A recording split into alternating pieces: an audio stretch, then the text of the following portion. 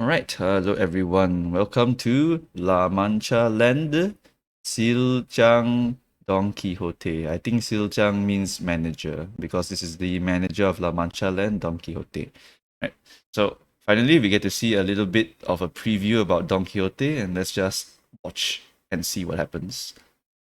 Limbus company. Right, so this banner is on the 12th of December, running all the way until the 26th. Very, very nice.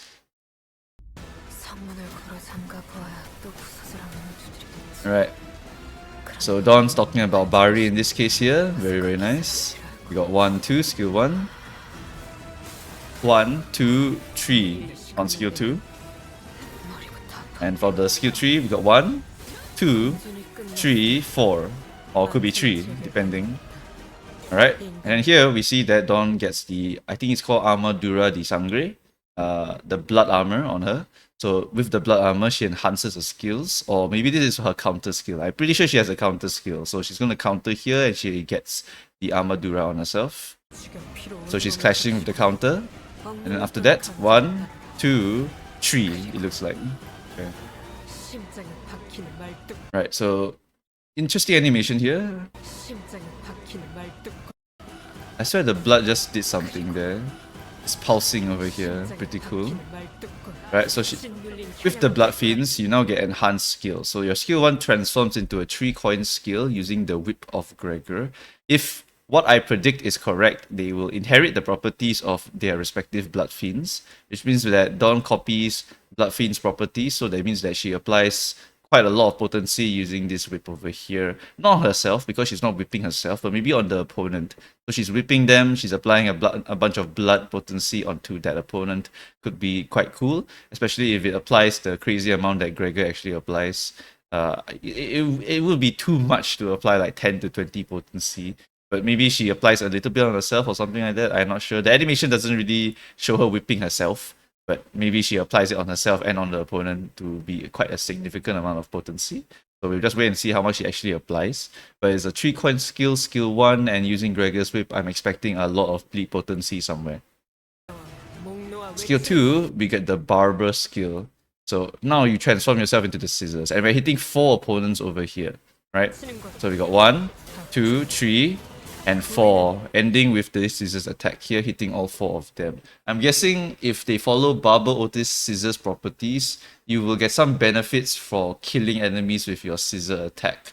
Maybe like increasing the blood fee stack for each kill, or maybe you consume certain amounts of Armadura de Sangre in order to get more stats. And if you manage to kill or hit someone with bleed on them, you get some refunds or some shit like that. Some of the properties of the scissors are something like that. So yeah, really, really cool. We got AoE skill 2 and it hits 4 AoE, skill 1 single target, and probably a build-up skill. And we have the counter skill. Take note that when she's doing this counter skill, right, Rodion actually has Armadura de Sangre on her.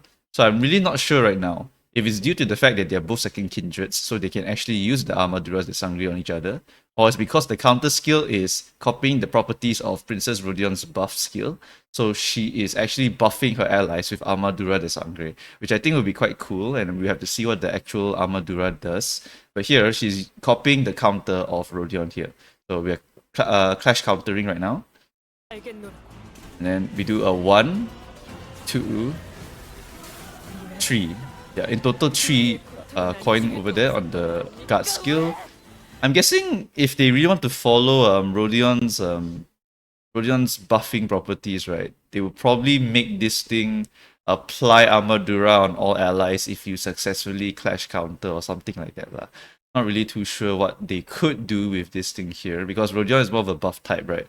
So if they do the clash counter buff type, might just give the Armadura to all of the allies and give them some specific extra stats or whatnot to their skills. So we just have to wait and see what Armadura actually does if you apply it on someone else besides Dawn. That's what I'm guessing here. Right. For skill 3, this is the enhanced one. We got 1, 2, 3, and with the finisher, number 4. Dawn VA, once again, really very good with the emotions there. And the family will be well cared for. The onus always fell on me to provide for what you abandoned. And then if you pause right there, you can see that this is Donkey that is being stabbed by Sancho. And we see that Sancho is also crying a tear of blood over here. But she looks still very cold and emotionless. This is supposed to be the bad end Sancho. But actually our Sancho will be crying regular tears, right? When she finally defeated Donkey, if you finish the story. Really, really good stuff here. Very, very nice. So we see the contrast between the two faces here. Really, really good stuff. Yep. Can't wait to see like what this character actually does. I need to know what Armadura does. I need to know what properties they copy for each of these special moves over here. And the team that I already have in mind once I get this character, because when this banner comes out, we most likely have to wait 1 week before we can dispense Don Quixote. My plan here is I'm going to run her 4 bloodfiends, as well as 2 of the slots belonging to Ring Yisang, as well as Rhino Assault. The reason being is Rhino Assault is because I want to use using Makala, and then we'll finally have Dawn, and we'll be able to use Yearning Makala Dawn as well. So we have both Yearning Makalas in the party. Then we also have Sanguine Desire Rodion for fighting single targets.